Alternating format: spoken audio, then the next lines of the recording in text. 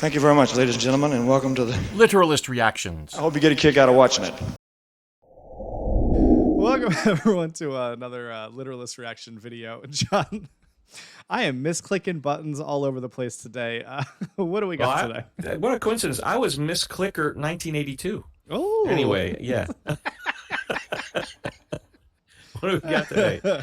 Well, as you know, I've started a master list of all the requests that our subscribers and commenters have been leaving on all of our videos, and I have started compiling them by band and when and who, so we could kind of keep track and see what's popular. 2112 remains the most popular request. Of course, that's Rush, and of course, when we get 1,221 subscribers, we're going to do 2112. So the challenge is out there. We're at close to 800 at this point, so we got a little ways to go. But we could be doing 2112 within the next 2 months. We'll see what happens. All right. But in the meantime, Victoria suggested we listen to a song by Donald Fagan called I.G.Y, and in parentheses, What a Beautiful World. That was probably demanded to be there by the record company, who felt that I.G.Y, since it doesn't really appear in the song, and the chorus is What a Beautiful World, does appear in the song, that they should at least include it in the title so people know what to buy. I've never even heard of this fine gentleman. Yeah, well, you actually have, you just didn't know it. He's part of another band, and we'll talk about that after you roll it. Sounds good to me. Here we go. This is on vinyl. Isn't that cool?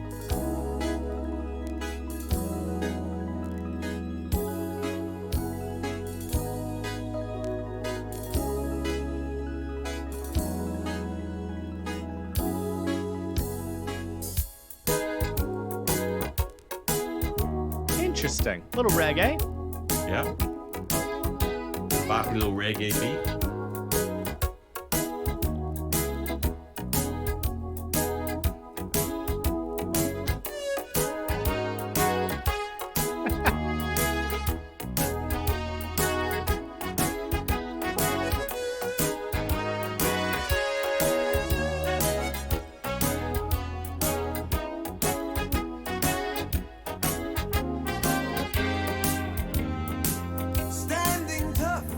Stars and stripes we can tell. This dream's inside. You've got to admit it at this point in time that it's clear. The future looks bright.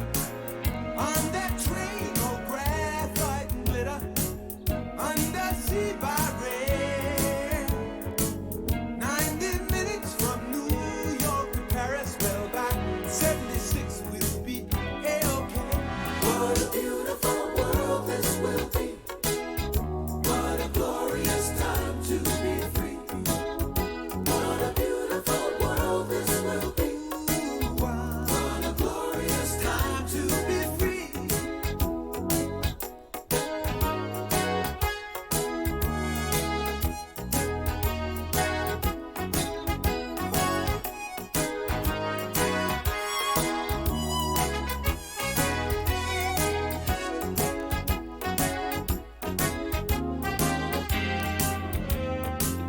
Get your ticket to that wheel in space while there's time. The fix is in. You'll be a witness to that game of chance in the sky. You know we've got to win. Here at home we'll play in the city. I would buy the sun. Perfect weather for a streamlined world. There'll be spandex jackets, one for everyone. What a beautiful world this will be. What a glorious time to be free. What a beautiful world this will be. What a glorious time to be free. All right. So far, obviously a very United States-centric song, Standing Under the Stars and Stripes. From some of the phrasing so far, I'm going to guess that this is like post-World War II. And I'm guessing that from the like exuberance and some of the language of what's going to be happening. We're all going to wear spandex suits in the future. We're going to have rings in the sky we all visit. Even the reference to how long it was going to take by train to get from I think it was New York to Chicago, or like that expansionism and infrastructure building was a huge part of that era. So I'm guessing that so far it seems like a very rosy picture of the future when couched in the war. All war is over now. We'll never have a war again. We're done. Right. Because this was the war right after the war to end all wars. So obviously there's going to be no more wars. And that's what I'm getting from it. The musically interesting. A lot of electronic instruments. Okay. When did this come out? It was released in September of 1982. Okay. And it peaked on the charts around November of that year. It peaked at number 26 on the pop chart. Okay. Yeah, I could see early 80s. Definitely sounds a bit like it. I enjoy it. It's almost like you made a reggae song, but you mostly used keyboards with various different sounds, which Right. is a different style. Right. There's some horns in there, and I'm not certain if they're real horns or they're keyboard horns. They do not sampled horns. sound like real horns to me, mostly because of how quickly they end and start. But who knows? Yeah, I don't know. Anyway, that's what I got so far. Okay. I'm curious to see how far off I am. Here we go.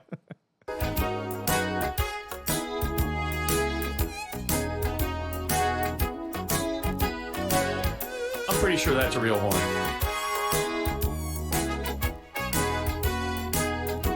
I don't know.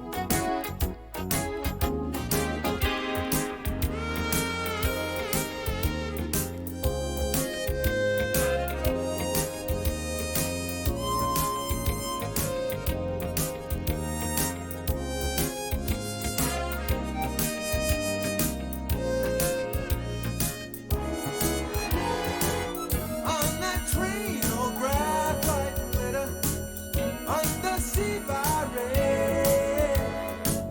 90 minutes from New York to Paris.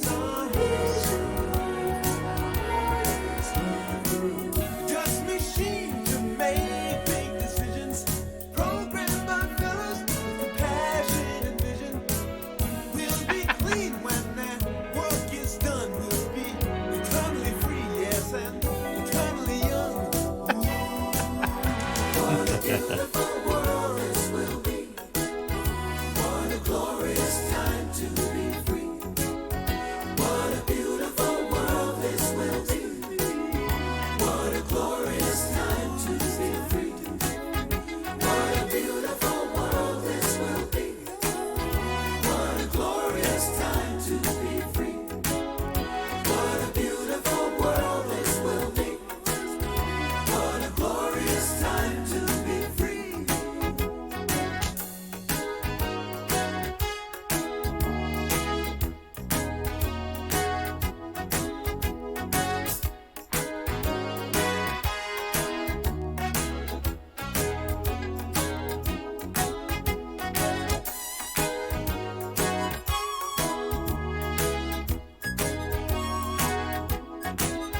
Do I hear hand claps? I think so.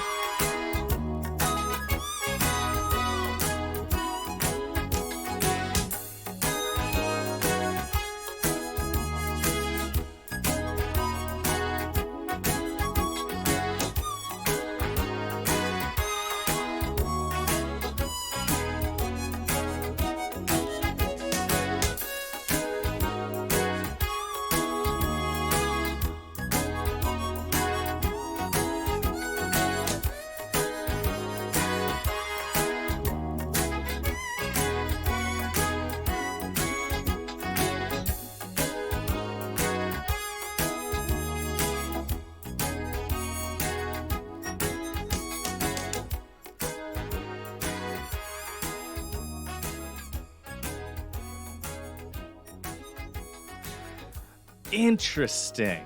Yeah, it definitely feels like an 80s reggae song that they made using a lot of keyboards. which is fascinating. I definitely didn't see that coming. It was a stylistic choice that I didn't expect, but I enjoyed it. It was nice. I mean, hand clapping, obviously. I'm a Yeah, huge well, fan of sure. any noises. in Certified songs hit are right fun. there. Certified hit. I do personally feel that the trumpets were probably keyboard, but that's not really like it's neither here nor there. Who Well, cares? I've researched that, and included in this session were a trumpet, alto sax, tenor sax, baritone sax, and a trombone. All right, good for them. Yeah. It was an enjoyable song musically, lyrically. I pulled up the lyrics because that song or that video did not have the lyrics, unfortunately. You just said you couldn't find one. I really couldn't find a lyric video for it that was legit. Interesting. So like I misheard that one line, New York to Paris, by 76 will be okay. By 1976, I doubled down on what my theory was. I think that this is it's weird because I think it's written as tongue in cheek in my opinion, because if this came out in the early 80s, then the writer knew for a fact that none of these things happened. Exactly. So I think it has to be tongue in cheek. So it's done in this style of like just this rosy look at the future, that it's going to be fantastic, and there'll be, cheap tickets for space travel, and there'll be, everything will be beautiful in the world. What a glorious time to be free, and what a beautiful world it's going to be. And obviously we know that that's not how the world worked out. And the way I know it didn't work out the way that way is I don't have a spandex jacket. Yeah, I also, no, nobody wants to see me in a spandex jacket, but I would like to be in a spandex jacket. I love the idea of, taking the undersea trains, and like he did such a beautiful job of painting the picture of what the future could be. Like, and that's, I think, what makes it such a tongue-in-cheek parody, is that this is literally what could have happened. It was a conscious choice by a large number of very greedy people to have this not be our current environment. Now, with some exception, I'm not sure that undersea rails are realistic. We still aren't quite at the technology to just have, cheap, easy tickets to a space station for everyone to hang out on. But there are things in this that could have happened. More leisure for artists everywhere. Like it was expected that as technology got better, the average person would work fewer hours and have more leisure time. But instead, what's happened is we work more hours for less money. And so even though we're the most productive we've ever been as humanity, like as a global humanity, we've never been so productive per person per hour of work. And yet we make way less money than they used to make for less productivity. And we didn't have to have that happen. This was a choice by those in power. This was a choice that was continually made over and over again, year after year, that got us to where we are. And almost a byproduct of our very freedom. It's a byproduct of some forms of freedom. I think this is actually a conversation we may have had before. I have to, every time someone talks about freedom, I think it is very important to ask whose freedom you are protecting. Because, and I don't want to get too political, but by protecting one group of people's freedom, you are destroying another group of people's freedom. For instance, if we are to say protect one group of very rich people's freedom to own massive amounts of land, you are directly taking away another group's freedom to be able to live in a more sustainable or cheap way. Like, if you let one massive company have the freedom to own 80% of the houses in America, then you're taking away the freedom of 80% of the people in America to buy a house at a reasonable price or to rent a house at a reasonable price. Like, I think we never need to forget that you can't equally give all people freedom, because that's literally not how a society works. You choose whose freedom you are protecting with every choice you make. And if you choose to protect the freedom of one class of people, you are by default infringing on the freedoms of another class of people. And I'm not saying that that is always bad. It is a very nuanced thing. It is a very tough thing to do right. But to just say we need to protect freedom is so very wrong at its core, because whose freedom needs to always be the follow-up question. And I think, that discussion's going on right now. When we recorded this video, I mean, we live in America, we got a mass shooting every, twice a day. Every time we choose to protect the freedom of anyone to own any sort of gun, we are choosing to infringe upon the freedom of, kids to go to school and not get shot.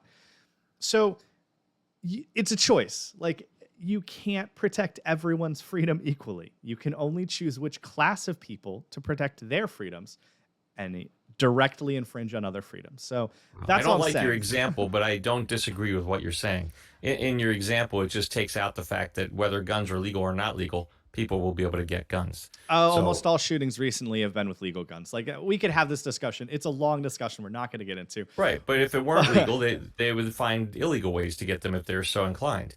That's my point. Says the only developed country on the planet where this constantly happens. So that's the truth. That's the truth. Well, you know what? We're just a bunch of people who don't have to work hard. I mean, ultimately, we don't have to kill ourselves to provide for our family here. In other countries, that's we run in different circles, clearly. Yeah. Well, most people I know have 2 to 3 jobs and don't have a lot of free time. Myself included, until very shortly. But then when you get home, you're not living in a hut on the ground.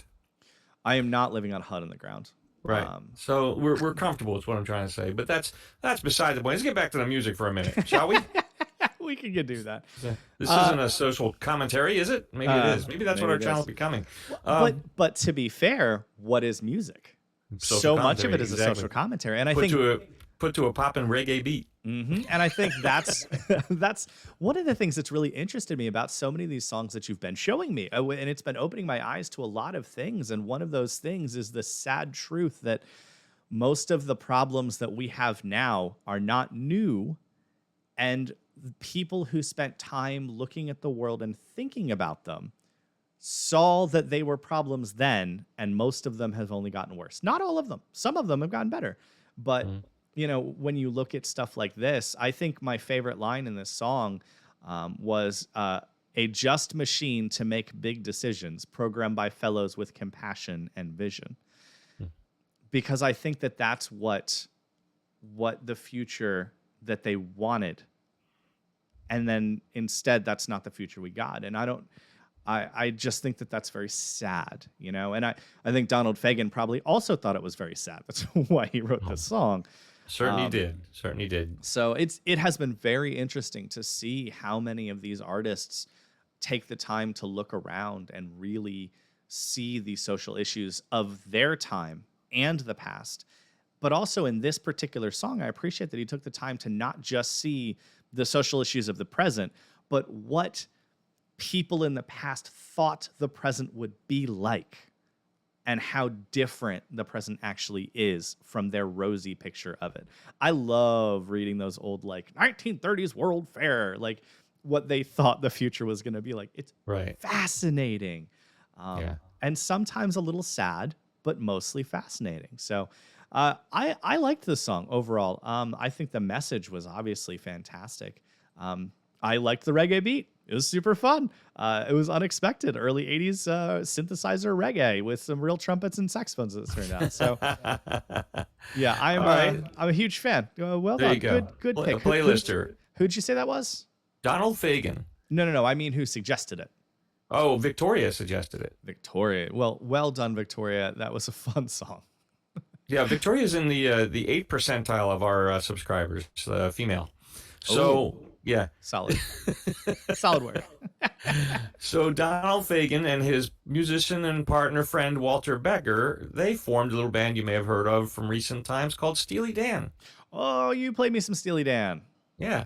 So this is Donald Fagen of the team. Steely Dan is 2 guys, Donald Fagen and Walter Becker. When they decided to call it quits in 81, Fagan kept right on going, and this album came out in '82, so a year after they broke up there. Let's see here. I.G.Y stands for International Geophysical Year. It was an event that ran from July of 1957 to December of '58, and it was an international scientific project promoting collaboration among the world's scientists. Okay, so Fagan's lyrics, according to what I'm reading here, discuss the widespread optimistic vision of the future at that time, including solar-powered cities, transatlantic tunnels, and permanent space stations and spandex jackets. I think the saddest miss that we've had from the future was the spandex onesies. I think that should have been the future. Is we should all be wearing matching spandex onesies. Right, like what was that movie? Logan's Run. Logan's Run. Logan's Run. I think that the world ought to be Logan's Run, and I think we may end up devolving to that. So it was a pretty popular song. I liked it. It's been covered by various artists, including a well-known 80s guy, Howard Jones, did a cover of that song. The a cappella group Take Six did a version of it. In fact, as recently as 2004, there was a cover version made of that song. So it's got some staying power. Yeah, for sure. And in the list of people who are personnel for the song includes a couple that I recognize, including Jeff Porcaro, who played, quote, additional drums, end quote, Jeff Porcaro from... I got nothing. I'm racking my brain. I got nothing. Toto. We've been over this. Oh, yeah.